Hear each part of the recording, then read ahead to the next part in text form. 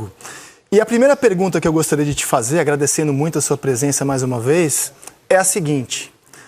Os grandes clubes brasileiros, entre eles o Botafogo, com história centenária, ao longo da sua trajetória, acumularam muitas dívidas na casa de bilhões de reais, chegaram a estados de insolvência, com atrasos graves de pagamento de salário, muitas questões na justiça. Por que o senhor, um otimista, acredita que na SAF e na sua gestão vai ser diferente com o Botafogo?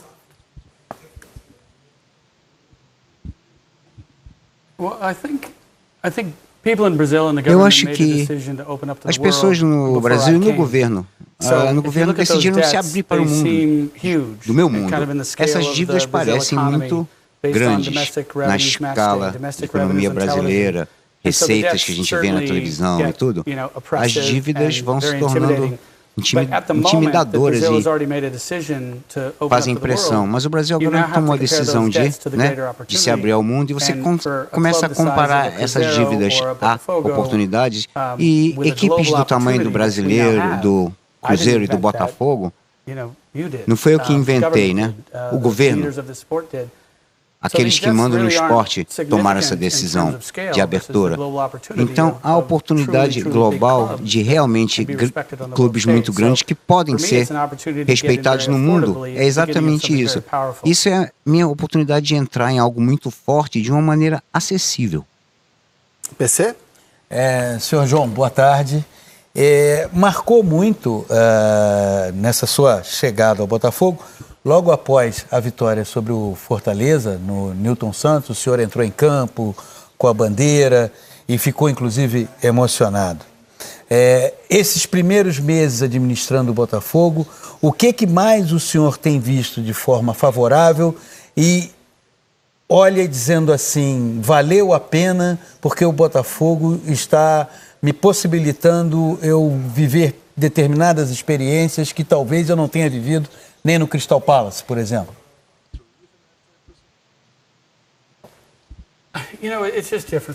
É diferente por si só. Primeiramente, eu me enganei aquele dia. Eu não sabia que aquela moça estava no rádio. Eu pensei que ela estivesse no rádio. Eu não sabia que estava sendo filmado. E o meu irmão estava brincando comigo durante muitas semanas após aquilo. Naquela noite, tudo se desvendou no estádio. As emoções antes daquele jogo. Teve alguma coisa naquele dia, naquela noite, quando eu fui lá dizer oi para a torcida. O jogo tinha acabado há uns 20 minutos e estenderam a bandeira para mim, pediram que eu a desfraldasse. Eu não sabia o que estava fazendo. Foi um momento espetacular para mim. Eu vejo essa molecada toda, os fãs, torcedores, e eles não só tinham tido anos de maus resultados na equipe, né? E até na vida, e nós nos jogamos para dentro do esporte e pode ser um alívio, né? Para pressões, frustrações que temos na vida, a gente pode deixar as outras coisas de lado por um tempo. Eu sinto uma responsabilidade por esse clube que eu não sinto pelo Crystal Palace.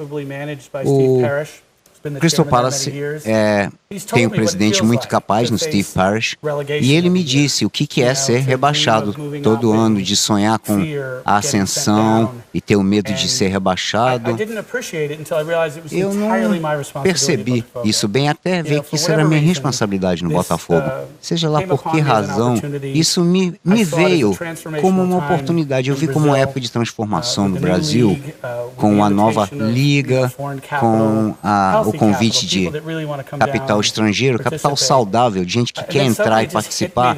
E eu me toquei, de repente, dizendo, isso aqui está comigo, minha responsabilidade, não posso fazer besteira aqui. Eu não sinto isso no Crystal Palace. Eu adoro aquela equipe, eu adoro a Premier League inglesa, eu levo meus filhos, eles não ficam comigo, lógico, na tribuna, eles vão para os pubs, sentam lá com os torcedores. Eu amo Crystal Palace, mas eu tenho uma responsabilidade para com o Botafogo que eu não tenho no Crystal Palace, que eu não tive no Olympique Lyon. Botafogo é minha responsabilidade. A moça a que ele se refere é a nossa repórter Gabriela Moreira, que estava na transmissão ao vivo e de forma muito competente, como a Gabi entrevistou o Textor aqui ao vivo no Sport TV. Carlos Eduardo Lino. Seu Textor, boa tarde.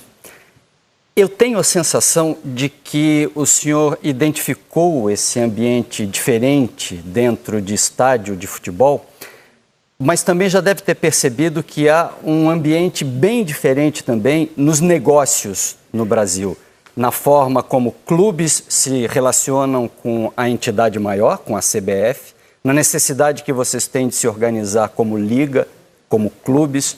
O que o senhor diria que há de diferente no ambiente de negócios do Brasil com o que o senhor estava habituado a lidar? Infelizmente, eu perdi um pouco da tradução. Mas você pode explicar para mim rapidamente? Pergunte de novo, Lino, por favor. Ok, vou perguntar sobre o ambiente de negócios. Os estádios são diferentes, mas o ambiente de negócios no Brasil lhe surpreendeu de alguma forma?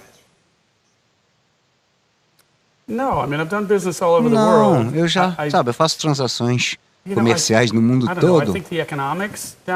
O ponto de vista, o lado econômico aqui no futebol, aqui é menor do que deveria ser. Eu acho que isso é porque houve pouca exportação de futebol brasileiro para o mundo. Então é surpreendente ver uma equipe grande como Flamengo, Corinthians, Palmeiras, esses times muito grandes que conhecemos pelo mundo afora, e eles ganham bem até em nível de Brasil, mas lá fora quase que não existe. Então vocês não estão exportando muito bem o produto, ou até exportando muito. Então $15 mil, 75 milhões de reais na janela de transferência, parece pouca coisa, mas foi considerado mais alto do que estava se gastando na última janela. Essa quantia é menos do que nós passamos pelo Margui no Crystal Palace, ou Joe Anderson, zagueiro jovem. Então, com o tempo, isso ficou meio desconexo. Como é que se passou a seleção brasileira? Eu cresci na Flórida, eu fui criado na Flórida. Todo mundo pensa em talento, buscar no Brasil e como um time de referência. Como fazer um link entre... como é que esse talento todo tem meio que uma ruptura quando se trata da exportação? Então a economia do futebol brasileiro, comparado com a oportunidade, é muito pequena. O Brasil ainda é um dos favoritos para ganhar a Copa do Mundo esse ano. Por que as ligas aqui não são maiores e mais fortes? Eu posso me considerar sortudo, porque eu tive sorte, né? Eu não sou o cara mais rico do mundo, mas eu posso vir aqui, fazer a diferença, posso ter mais gente me seguindo, investindo em mais equipes, trazer mais capital dos meus parceiros no Botafogo. Eu estou muito empolgado em fazer parte disso. Então, o que me surpreende é como é que a escala do futebol brasileiro ser tão grande em termos de criatividade, técnica, a história e o desempenho contínuo dos jogadores brasileiros na Europa, mas do ponto de vista econômico, a liga é muito pequena. Não faz sentido para mim. Kleber Machado. Mr. Textor, boa tarde, seja bem-vindo. O lado emocional do futebol brasileiro parece que o senhor já sentiu. O lado racional, o senhor, nessa última resposta, mostrou bem quais são as dificuldades. Nesse pouco tempo, o senhor percebe que há esse pensamento entre os dirigentes para evoluir nesse aspecto? Eu acho. Eu não comecei, com Libra. Libra foi uma ideia durante um tempo. Muita energia existia na época que eu apareci. O Botafogo não é o primeiro membro do Libra, nem o 10º. Então, muitos empresários de outros excelentes clubes, eu não entendo por que o timing é agora, a hora certa é considerada agora, mas os líderes do futebol brasileiro decidiram se juntar para fazer o que fizeram na Premier League, na Inglaterra, há 25 anos. alguém consegue, faz algo a respeito. O capital existe, o governo mudou as regras quanto à Sociedade Anônima de Futebol, SAF. Talvez eu seja o líder do próximo capítulo, mas eu sou um seguidor, de acordo com o último. Eu acho que o Brasil está pronto, sim. Senhor John Textor, o senhor falou das contratações que vieram após a sua chegada, e o painel é de fato impressionante quando a gente lembra da realidade financeira recente do Botafogo. A gente pode colocar todos os reforços que vieram desde que o senhor se tornou o sócio majoritário da SAF. São muitos jogadores, inegavelmente bons jogadores, mas nesse perfil, por exemplo, a gente não vê um grande astro internacional, um jogador que, por exemplo, possa levar uma multidão ao aeroporto, recepcioná-lo. Por acaso está nos seus planos, agora para julho, quando reabre o período de transferência, mudar o perfil de contratação, trazer jogadores de um currículo impactante, jogadores como, por exemplo, Luizito Soares, e já pergunto, James Rodrigues é uma possibilidade? Bem, eu vou falar... Já vou falar do James Rodrigues, mas os fãs têm que entender, os torcedores têm que entender que quando disseram que eu seria o novo dono e até eu vir a ser o novo dono, até eu assinar uma carta de intenção com o Botafogo, levou um tempo até eu virar de fato o dono. Passaram-se alguns meses, na verdade. Agora, quanto a contratar um jogador, isso se deu em poucas semanas depois do início da temporada, na principal campanha. Eu acho que final de fevereiro, começo de março. Mas aí, se você está tentando construir uma equipe baseada na equipe da Série B do ano passado, você faz numa época onde não há janelas de transferência abertas no mundo. Então você está tentando encontrar jogadores talentosos que estão ali à beirada de um elenco que praticamente não existe, digamos assim. Em julho, com a grande janela que vai se abrir, jogadores experientes, em desenvolvimento, famosos, excelentes. Julho e agosto, está todo mundo indo e vindo, né?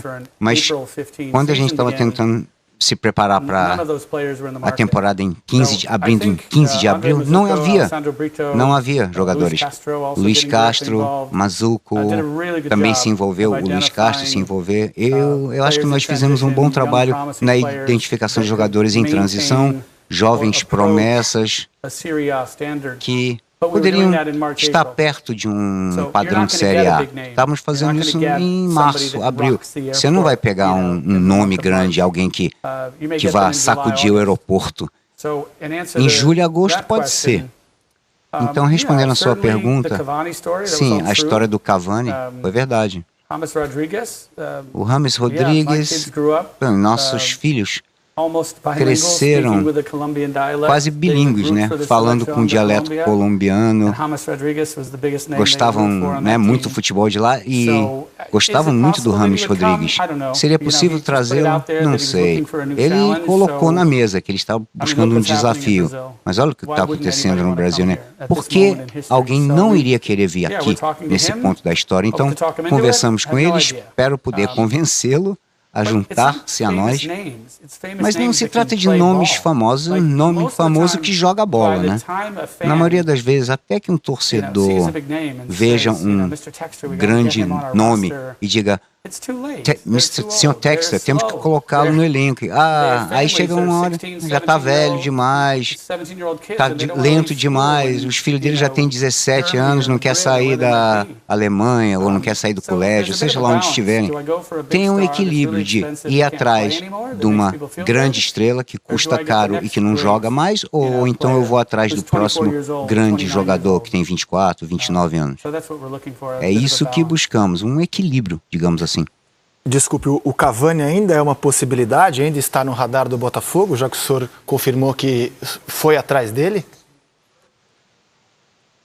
Não, ele não está mais no nosso radar. Eu ainda gosto muito dele. Eu acho que eu fiquei muito feliz em ver o Crystal Palace ganhar da equipe dele, né, no final do ano. Naquele dia eu não fui fã dele, Mas eu sou fã dele ainda, né? Mas ele não vem, não. Não estamos nem mais conversando. Senhor Textor, semana passada, torcedores invadiram o centro de treinamento do Botafogo, fazendo cobranças aos jogadores. Essa é uma cena comum a outros clubes no futebol brasileiro. De que maneira o senhor viu isso? E se o senhor tem alguma proposta ou já fez já teve uma reflexão sobre como fazer para que isso não se repita, não apenas no Botafogo, mas no cenário de negócios do futebol brasileiro? Bom, não há praticamente nenhum modo de se evitar, né, de se suprimir a emoção de uma torcida quando ela quer passar por cima da segurança. No jogo do Crystal Palace com o Everton, na Inglaterra, no ano passado, onde eeles conseguiram ganhar uma partida que assegurou sua continuidade na Série A de lá, a Premier League, tinha muita segurança lá. E é o poder da torcida, nada a se fazer contra. Não tem como. Podemos trabalhar mais a segurança, sim. Já fizemos e vamos fazer mais. E como é que nos sentimos? Eu fiquei de coração partido. Eu vi o que estava acontecendo na minha frente e à medida que eu assistia, eu perdia jogadores que eu estava tentando recrutar. Um jogador muito importante que talvez tenhamos perdido. Pode ser que consigamos recuperar algumas situações, mas algumas das pessoas que foram registradas na Câmara, batendo no peito, dizendo vamos lá peitar os jogadores. A mesma pessoa. São as mesmas pessoas cujas mensagens eu leio no Twitter e que me dizem, dá para você ir atrás de tal jogador? Você promete trazer tal jogador? E o jogador de que mais falavam pode agora não vir mais por causa daquele dia. Então, quando você vai, quando você berra lá, vergonha, quando você invade as instalações, o estádio, você tem o direito de vaiar, de berrar vergonha, mas você é torcedor, eu sou torcedor, ficamos chateados, revoltados, mas eu peço às pessoas, eu pergunto, você está fazendo seu time ganhar assim? Isso está fazendo com que seu jogador jogue mais? Quando você está no meio tempo perdendo de 1-0, num jogo onde você teve todas as oportunidades e teve muitas chances, e está perdendo porque um jovem bateu bem uma falta, isso é uma razão para, sabe, vaiar, invadir, vai fazer com que seu time comece melhor o segundo tempo? Mas tiveram razão em estar frustrados. Eu pude berrar lá em casa, eu berro com a televisão, eu posso. Mas no estádio, eu peço aos nossos torcedores que fiquem apoiando nossos jogadores de uma maneira mais positiva e pensar como eu posso ser mais um apoiador. Eu chamo de co-participantes. Como você faria com que esse jogador jogasse mais sendo um co-participante? Segure a sua vaia, segure seu grito de vergonha. Seria meu pedido gentilmente aos fãs para ver como eles poderiam nos ajudar a jogar melhor. Estamos onde estamos, nós juntamos nossa equipe meio que rapidamente, viemos da segunda divisão. Quando eu vejo alguém de preto e branco, eu não me importa quanto ganham, quão famosos são. Eu quero que eles usem o escudo, quero que eles se matem no campo pelo nosso time e quero que os torcedores apreciem e deem valor ao que esses jovens estão fazendo. Isso seria o que eu pediria. Quanto à invasão, entendi, claro, tem que parar. Eu não sei como parar. Tem que parar. A segurança não consegue frear, mas os torcedores têm que parar. Esse jogador a que o senhor se refere, que ficou distante, foi o Zahavi?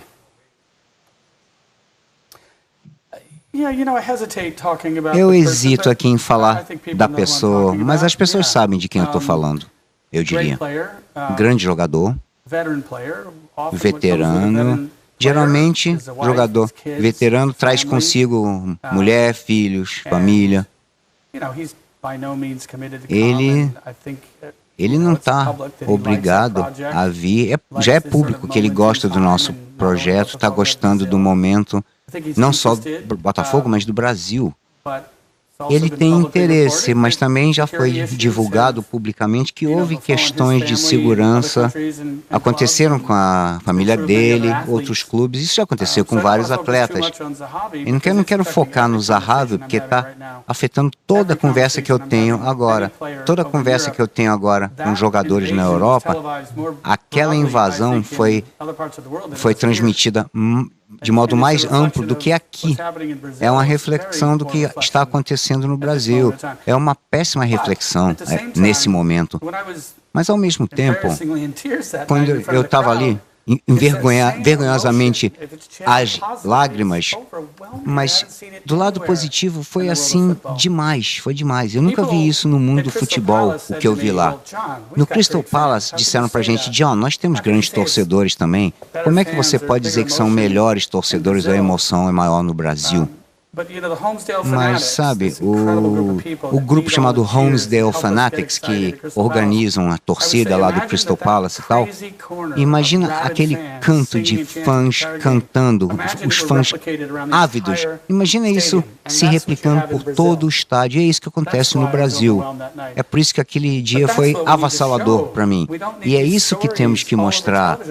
Não precisamos dessas histórias na televisão, passando pelo mundo todo por causa de 12 idiotas com raiva invadindo o campo para peitar o time, porque assim ninguém vai se importar com o futebol brasileiro, não vão querer vir para cá.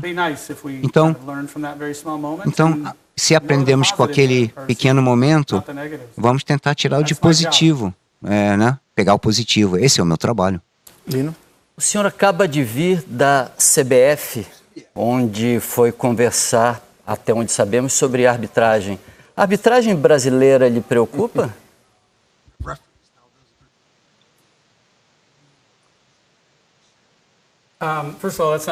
Não, primeiro, não é verdade. Eu fui lá pela comida.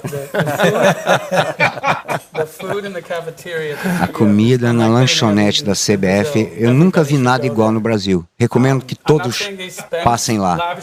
Não estou dizendo que eles gastaram, sabe, muito dinheiro, teve lagosta, esse tipo de coisa, não. Mas vamos tentar recrutar o chefe deles. Mas eu tive uma grande reunião com o chefe de arbitragem. A questão com a qual nós teríamos nos preocupado já tinha terminado no início da reunião. Uma situação específica no jogo recente e responsabilização adequada e a disciplina naquele caso já tinha sido decidido. Eu acho que aquilo vira um bom exercício profissional para aquela pessoa. É um momento para se parar, refletir. Nós ficamos satisfeitos com a decisão da CBF antes de aparecermos lá. A reunião teve a ver com dar o próximo passo. A nossa ideia é, se estamos criando uma nova liga em um novo momento, se pudermos pegar as lições aprendidas e levá-las pelo mundo todo, por exemplo, a implementação do VAR, o que eu acho que tem que acontecer é que os juízes têm que ser pagos como profissionais em tempo integral. Atletas têm que treinar entre jogos, os juízes também, os árbitros também.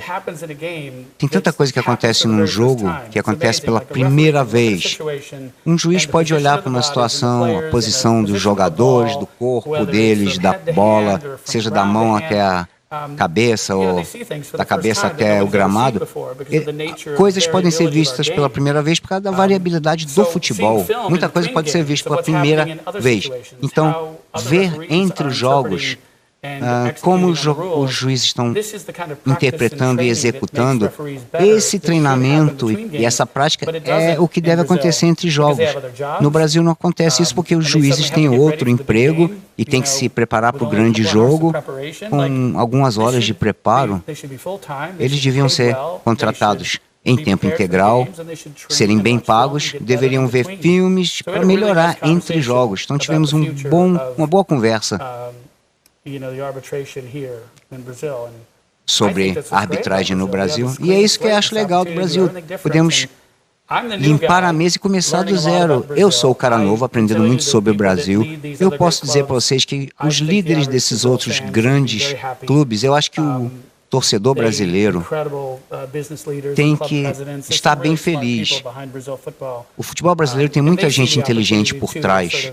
Então, eles também podem ver a oportunidade de começar do zero, olhar para o futuro, aprender com o que aconteceu lá fora, melhorar o jogo, não só para o Brasil, mas para o mundo. Foi essa conversa que eu tive com o chefe de arbitragem e foi bem divertida. Kleber Machado? Sr. Textor, nessa primeira entrevista, o senhor se mostra um homem muito bem informado, com conceitos de futebol, com a sensibilidade do ambiente e um homem de negócios, eficiente e bem-sucedido. E percebeu que o brasileiro tem pressa. No futebol, muita pressa. O senhor planeja um tempo para que o Botafogo esteja mais próximo do que o senhor pensou para o Botafogo?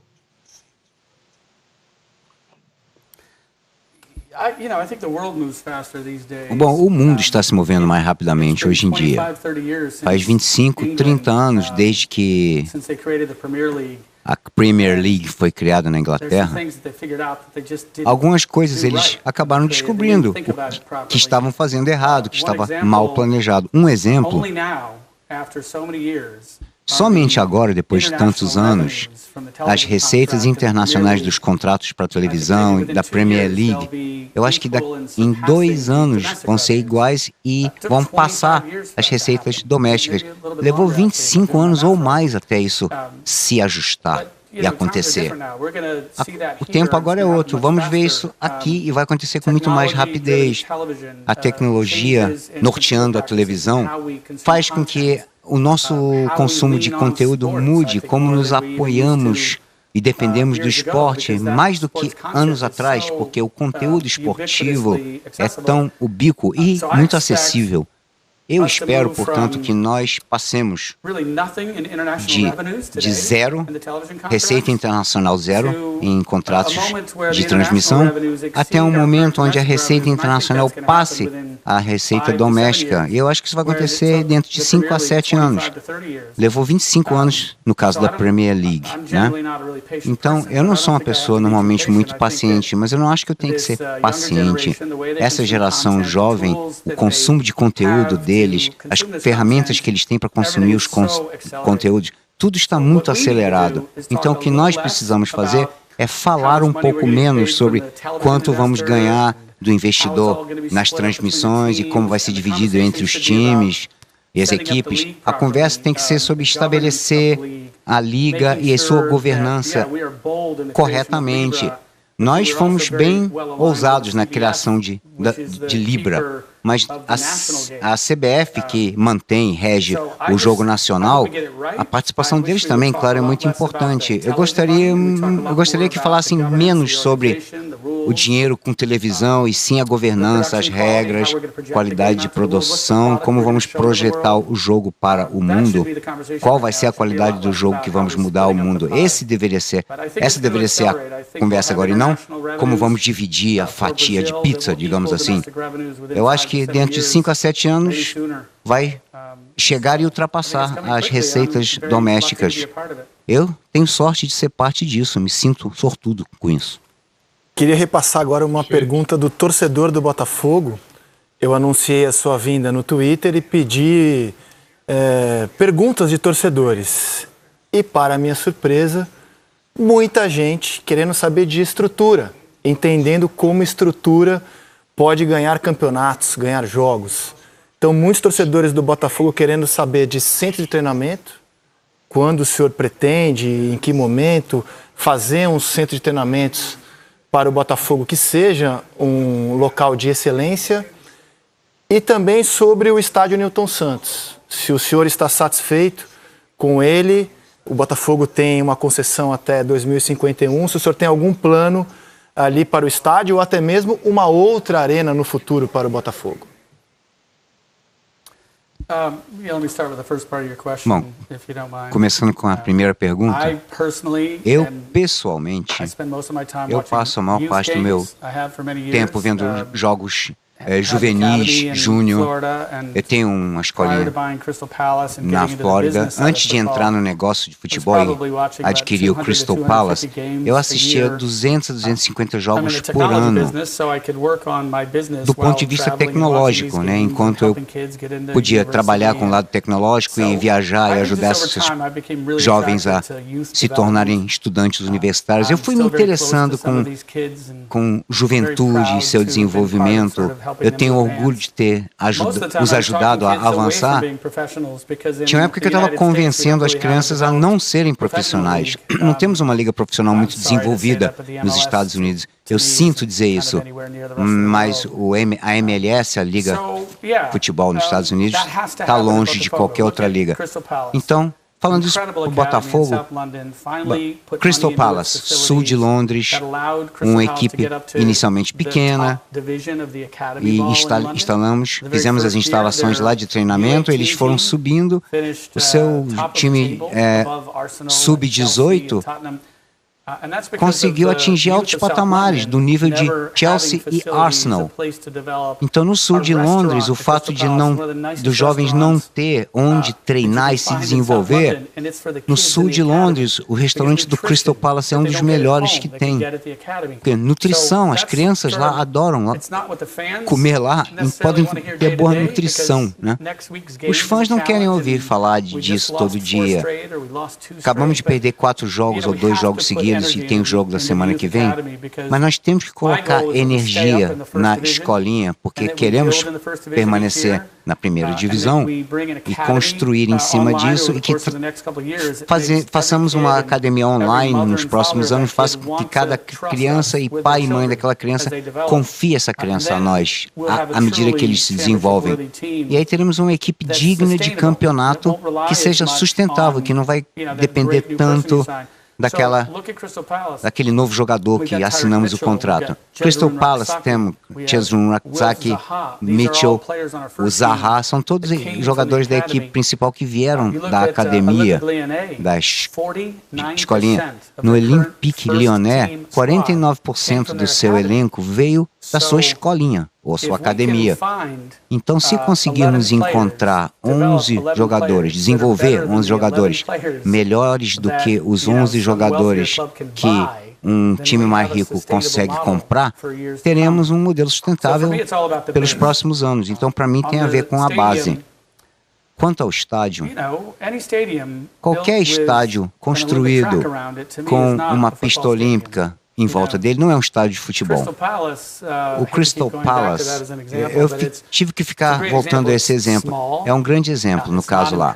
É pequeno, não é muito impressionante, mas o campo e os torcedores estão lá bem em cima uns dos outros.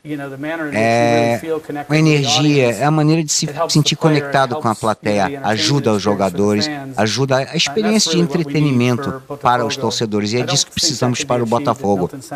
Eu acho que isso não dá para se atingir no Engenhão Newton Santos. O custo de conversão seria muito alto. O que eu gostaria para o estádio, eu gostaria de manter a conexão entre o clube social e o clube de futebol. É isso que faz com que os clubes aqui sejam sensacionais. Não é só futebol, mas tem a ver com regata, vôlei, conexão com a comunidade. Eu queria ver umas instalações onde temos o estádio, academia, o lado social, com a comunidade, tudo criando uma energia que impulsiona a nossa equipe. E isso, para mim, vai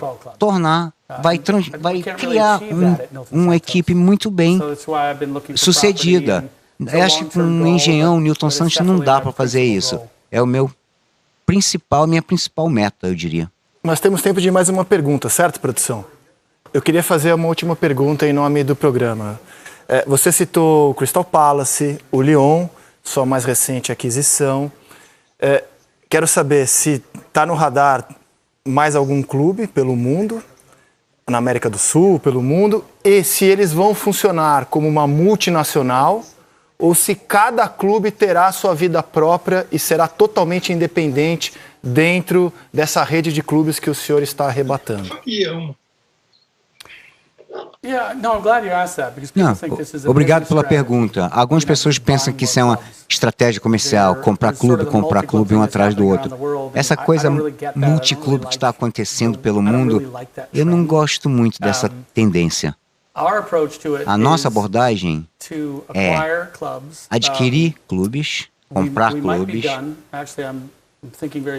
Eu estou pensando bem seriamente em fazer outro investimento ou não num nível muito significativo, mas a dinheirama quebrou o futebol pelo mundo, nas grandes ligas, até na Premier League. Quando tem um estado soberano, como Bahrein, Abu Dhabi, onde há uma liga onde só tem 1 ou 2 campeões todo ano, em Portugal a gente só tem a perguntar qual dos 3 vai ser o campeão. Está começando a acontecer na Inglaterra.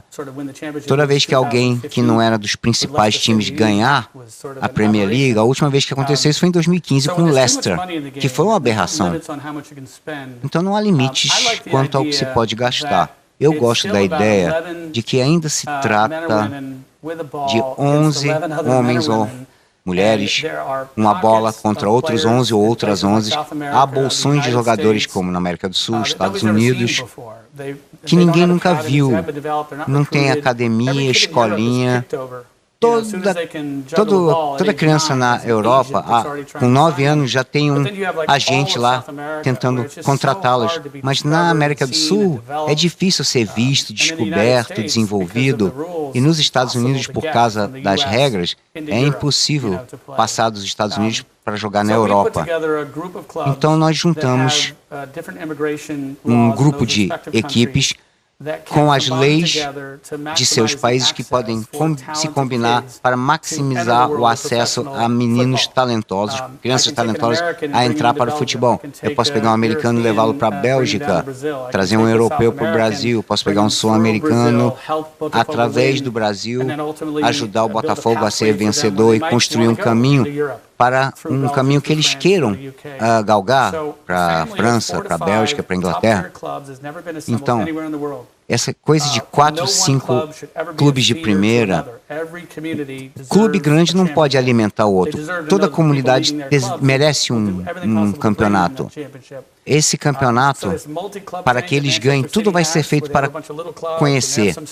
O Manchester City tem pequenos clubes que acabam alimentando. Que bom para eles, mas eu não gosto disso. No nosso caso, os fãs são espertos. Assim que eu apareci, os torcedores do Botafogo começaram a utilizar camisas do Crystal Palace. E agora eu vejo gente nos pubs na Inglaterra usando camisas do Botafogo, indo para o jogo do Crystal Palace. Eu vejo pessoas falando inglês, que falam inglês usando camisa do Botafogo do Crystal Palace. Então, queremos ter uma pegada global de identificação de talento. Os torcedores já sacavam isso antes dos outros, já se chamam de irmão, já acontece com o Lyon. E o Lyon já tem conexão com o Brasil, eles têm 10% da Resende, têm interesse numa academia, em jogadores muito bem-sucedidos naquela equipe francesa. Há uma razão para isso, não é que eu queria sair e dizer, vou comprar esse clube, aquele outro. Não, temos que ter modos alternativos de concorrência através do qual possamos ganhar dos maiores clubes sem só usar dinheiro. E eu peço aos torcedores que entendam isso.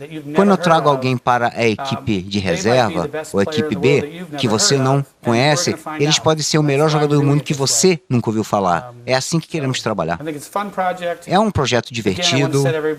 Mais uma vez, eu quero que todo mundo tenha as expectativas corretas, né? Queremos ficar na Série A, queremos melhorar a cada ano. Eu gosto de sonhar, já falei várias vezes. Eu gosto de ter os olhos bem abertos ao sonhar, porque é difícil ganhar de times como Palmeiras, quando todo mundo tem um toque de bola perfeito, sabe? Estão todos preparados ali para receber, passar a bola e até te deixam tonto se você não estiver preparado para isso. Então, não vamos destruir a liga esse ano, não esperem isso de nós, mas queremos ser abertos e sustentáveis, é isso que queremos. Ganhamos um tempo extra, então poderíamos fazer uma última rodada de entrevista com a pergunta do PC, do Lino e do Kleber. PC. Senhor João, no primeiro movimento de mercado, o senhor formou um time. O Botafogo passou a ter um time naquela primeira ação de mercado. Agora vem uma nova janela de transferência. O senhor, Luiz Castro, o Mazuco, projetam o que para o Botafogo nessa nova janela de transferência? Bom, boas notícias são aqui. Nenhum desses homens está projetando. É o Alessandro Brissell. Ele é o cara inteligente da sala que ninguém nunca fala. Estamos projetando o seguinte, falamos muito... O Luiz Castro foi escolhido porque ele é um professor, né, de um nível europeu muito alto.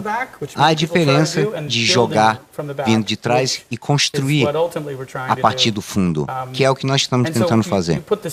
Então você instala o sistema, você pode não ter os atletas que combinam com cada responsabilidade, mas o Castro está fazendo um bom trabalho de adaptar os jogadores, fazer com que se adaptem, que se acostumem a usar uma alta linha de defesa. Há responsabilidade com isso. Já desavou em alguns pontos, como vocês já viram, mas quando você joga com essa linha alta, você está jogando de modo arriscado e dá para construir uma base. Quando você faz isso pelo campo, dá para atacar com posse e se dá bem, mas às vezes a gente fica esticado. Quando uma pessoa está fora da posição, outra pessoa sai da posição e aí acontece um Palmeiras da vida. Então, aprendemos muito sobre quem está jogando bem, sobre o sistema do Luiz Castro, a Academia FC Porto, né, onde ele esteve participando. Isso foi desenvolvido e levado para o leste europeu, Catar. Isso mostra como ele se adapta bem a jogar em diferentes ligas, mas com os mesmos princípios. Então fomos expostos algumas vezes e é do que ele precisa. Precisamos de mais força nas pontas. A frente continua sendo agressiva. Tem que ser mais agressiva. É necessário adicionar qualidade. Eu não quero falar muito disso, porque eu quero que todo jogador na equipe sinta que esteja no plano. O Keke, quem conhecia em fevereiro, abril, quem é que vem? Quem é que vem? Eles querem saber, o torcedor quer saber quem vem, se vão gastar com quem. Eu quero que todo mundo no elenco hoje se sinta o que ele tem feito e ganhe uma posição na equipe principal. Toda a equipe, todo jogador da equipe B, nós colocamos 5 jogadores da equipe de reservas no time principal. E isso diz o que aos jogadores da equipe principal? Não estamos só aqui brincando de treinar, todo mundo tem a oportunidade de subir. Eu gosto de dizer aos torcedores, sim, estamos trabalhando na próxima janela, mas eu me importo mais que os meus jogadores ouçam o que sai da minha boca. Eles fizeram quero que eles façam a mesma coisa que o Saravia, o jogador, o Tietê e o Osayama têm feito nas últimas partidas. É isso que eu quero. John, você parece muito apaixonado pelo Botafogo, parece muito envolvido com o Botafogo, mas você não me conhece, eu sou um homem de negócios e tenho muito dinheiro. Se eu lhe oferecer o dobro do que você pagou agora pelo Botafogo, você vende? Não. Eu tenho 56 anos, eu me aposentei aos 55, é isso que eu faço, esse é o meu trabalho na aposentadoria, eu trabalho muito na aposentadoria. Eu não sei o que mais eu iria querer fazer na vida, Eu cresci com pouco dinheiro, fiz dinheiro, perdi tudo, depois eu percebi que eu tinha que ajustar essa conta na vida. E não teve a ver com os dólares. Quando eu comecei a trabalhar por paixão e trabalhar com coisa divertida, eu gosto de trabalhar com coisas escaláveis no nível global, porque isso, no final, quando dá resultado, é muito bom.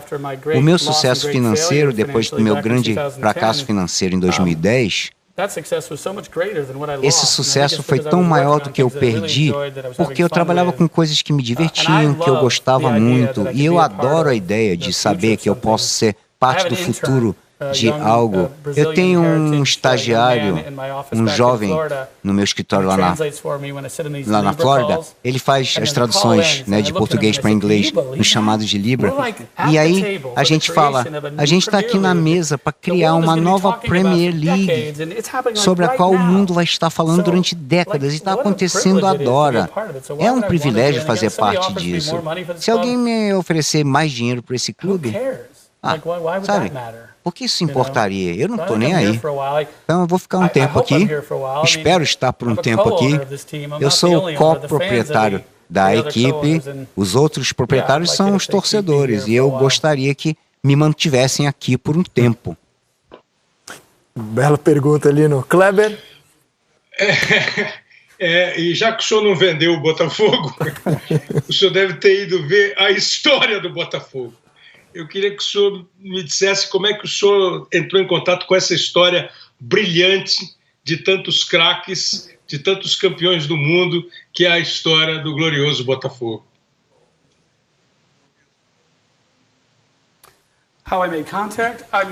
Contato, como é que foi? Eu me lembro das listras pretas e brancas. Tem muito time aqui listrado. Eu vou ligar para o Santos e para o Atlético Mineiro e pedir para eles mudarem o uniforme, porque acho que nós vestimos as listras melhores deles. Eu pensei, ontem eu fui ver o jogo e falei, ué, o Botafogo tá jogando? Tá, fala para aquele pessoal tirar o nosso uniforme. É um nome que vocês ouviram para sempre. Como eu cheguei, eu já contei essa história. Eu queria comprar uma coisa pequena, de alta qualidade, um clube de alta qualidade, fácil de gerir. E esses dois jovens que trabalham no Botafogo me convenceram a ir atrás de algo maior e acabou dando resultado. E que bom isso, porque quando alguém gosta da história, a ideia de projetar a história para o mundo e contar a história do glorioso, de um dos times mais tradicionais e conectar essa história através de televisão norteada por tecnologia e distribuição de conteúdo global digital, é uma história muito melhor para eu levar e espalhar pelo mundo. Então talvez eu seja a pessoa certa para fazer isso por esse clube, conectando o passado ao futuro. Sabendo que o Botafogo está bem atrás dos outros grandes clubes no momento. Eles também têm uma história a contar que talvez seja maior e mais bem sucedido nos últimos anos do que a do Botafogo. Mas o tecido de histórias e clubes se junta nesse caso, quando contamos a história do Brasil para o resto do mundo. A minha parte é Botafogo e Libra. A do Rodolfo é Flamengo e Libra. A da Leila é Palmeiras e Libra. Somos todos Brasil, somos todos Libra. Daqui para frente, evoluindo. Cada um de nós tem o seu papel. Eu não sei se isso respondeu a sua pergunta, mas é assim que eu entrei nessa seara, digamos assim. Eu queria agradecer ao John Textor pela primeira entrevista que ele concede a um programa de televisão ao vivo aqui no Brasil, agradecer ao Botafogo. E se ele quiser usar os nossos últimos momentos na televisão, a audiência está altíssima hoje. Se quiser dizer algumas palavras para o torcedor do Botafogo que nos assistem para a gente encerrar o programa de hoje, John. Tem um jogo importante no domingo. Antes disso, tem um jogo muito importante no sábado com o Sub-20. Eu vou estar lá assistindo. É o futuro do clube. Afinal de contas, o Botafogo tem a ver com toda faixa etária, todo menino e menina, homem e mulher que utiliza o uniforme alvo e negro, te dando a alegria como torcedor. Então, estamos construindo de baixo para cima, da base. Quando chegamos no estádio Newton Santos e tem as grandes festas, vamos mostrar isso para o mundo, porque o Engenhão é a maior coisa que eu já vi no mundo do esporte. Chegar lá com vocês todos lá. Claro, isso se aplica a todo time brasileiro, não é só o Botafogo. Então vamos ter um festão no domingo. Antes disso, vamos participar de uma festa pensando nos Sub-20. No sábado, vamos pensar na equipe de reserva, ou a equipe B, que quer chegar à equipe A. Vamos pensar em todo mundo que utiliza, que usa o preto e branco. Obrigado por me deixarem usar preto e branco. Quando me derem uma camisa, que sejam extra grande, por favor, porque eu tenho tanta camisa que eu nem sei mais qual usar. Queria agradecer ao John, a vocês que nos assistiram até essa prorrogação do Seleção de hoje.